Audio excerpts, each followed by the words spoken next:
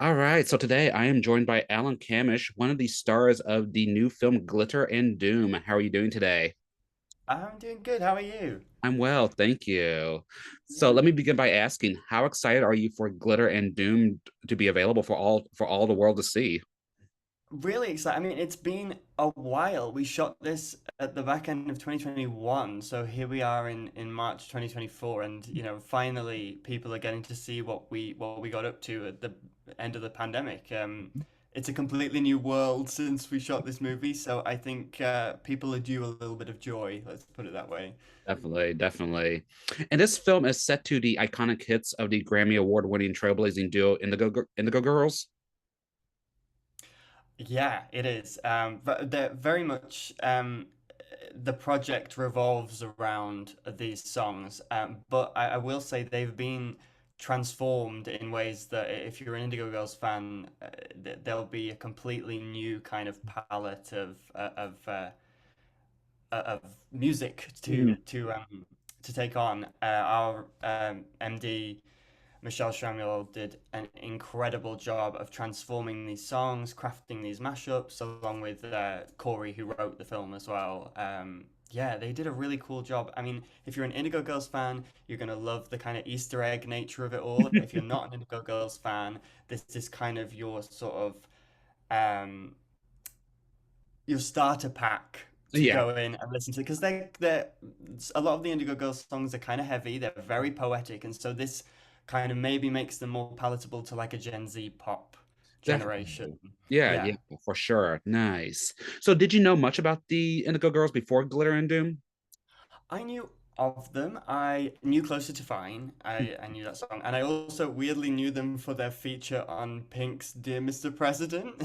I was a huge Pink fan, so I recognized them from that. But then it wasn't until I heard about the project that I was like, oh, let me hear these. And then I realized just how much they resonated with not only my kind of sensibility, but also my voice and my kind of artistic voice in the sense of it's really rooted in folk music roots. And yeah, that's kind of where my voice sits. That's where my musical taste sits. So I immediately kind of became an Indigo Girls super fan. I think at the time I was doing a play up north and I was driving a lot, and so I would have the album on repeat, well, all of their albums just going over and over and over again.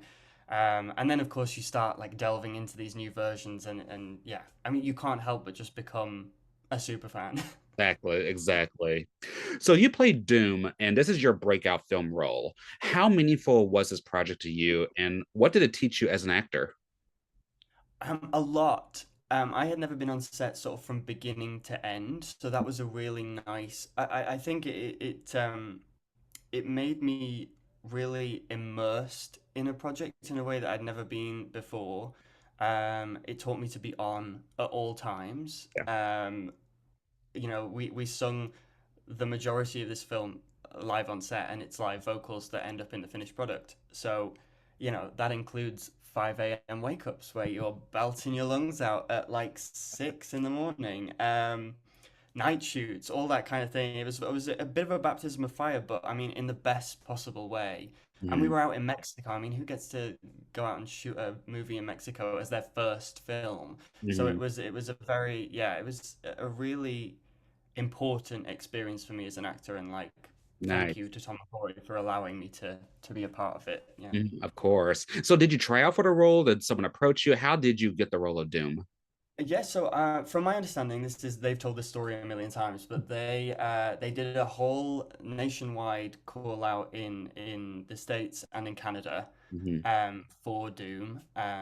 They had found a couple of options for Glitter, and then they just weren't finding someone that kind of ticked all of their boxes, and they wanted someone that I think was kind of a bit rough and ready, not quite the Hollywood like polish. Mhm. So then they opened it up to the UK and the rest of the world, and I just saw it on Spotlight is our casting site over here. So I begged my agents to put me up for it, and I did tape. And then 3 weeks later, I was in one of the lowest places in my life. And suddenly I got called back. We did like a week of solid, like every day I was like filming something for them, or I was on the phone to Tom doing chemistry reads, things like that. And then 2 weeks later, I get a call to say I've booked it, and yeah, Nice. the rest is Rest is history, history. I guess. Awesome, fantastic. And so your character has several different layers to it. What exactly did you want to bring to this role? Yeah, so I kind of I saw Doom as someone who had a lot of sort of repressed feelings left over from a childhood that was never allowed to be. Mhm. And so for me, it was about everything was rooted in the relationship with his mother. Okay. And from that, his relationship to music kind of evolves because both of them are musicians. Obviously, the film is very music central, and the music it informs a lot of his character. It's his way of expressing himself, and Glitter does a really good job of bringing that out of him. Yeah. So yeah, it was important for me to be able to layer in all of those past traumas to Mhm. land at where we meet him, which is kind of downtrodden and fed up Yeah, with yeah. life. Mhm. And himself probably. I think he's a bit kind of like sick of himself at the beginning, and so it's nice for him to allow himself to enjoy himself as well by the end of the film. So Yeah, for sure. And I love the on-screen chemistry between you and Alex Diaz, who plays Glitter. What was it like working with Alex? oh, amazing! He just is glitter. Like he is a golden retriever through and through. Um, and so like, but and I am more of a Doom in real life. I'm not quite as pessimistic, but we definitely balanced each other out in that way. We were shooting like 5 days after we've met for the first time, so it was a like we were dropped in at the deep end, and I think if it were we were in very similar situations going into this movie. It meant a lot to us for different reasons, Mhm. and so I think that allowed us to kind of latch onto each other, and we formed like an inseparable bond really, really quickly. Awesome. Um, yeah, he's easy to work with, Mhm. which you can't say of everybody. Right. So yeah, I would give him that, and he's wonderful. I love him to pieces. So yeah. Good, good. Now, there's also an amazing soundtrack to Glitter and Doom. Can you talk about your involvement with that? Yeah, well, the first thing we did when we arrived in Mexico was record some studio versions of the songs that we were going to be doing in the film. Hmm. So we spent a week in the studio really crafting these versions, these new updated versions of the songs. And of course, then we recorded them live over the course of the movie. Hmm. Um, so now the soundtrack is out on Spotify and Apple Music and everywhere else that you can listen to music, with a special bonus track that the Indigo Girls have recorded themselves, Hmm. specifically for the film. It's called What We Want to Be. Yeah, It is a magical, magical song, that really tells the story of the movie, but now from the perspective of the Indigo Girls. yeah, Who have been an incredible sort of support system throughout this whole process as well. They're really excited about the film. They love the story, and they also make cameos in the movie as well. So, yeah. yeah, it's been wonderful to put everything together into this soundtrack, and now it's out there in the world, available to listen to. Yeah, Definitely. Yeah, I thought it was awesome that they provided a brand new song and what we want to be. And that's like their latest song in 4 years. yeah. So, which song on the soundtrack is your absolute favorite? The one you cannot listen to enough? Oh, so. I'll say my generic one, which is Power of Two, because it was a really special song. I really enjoy what Michelle did with it. It feels very listenable, Hmm. and it's like a summer sort of road trippy kind of song.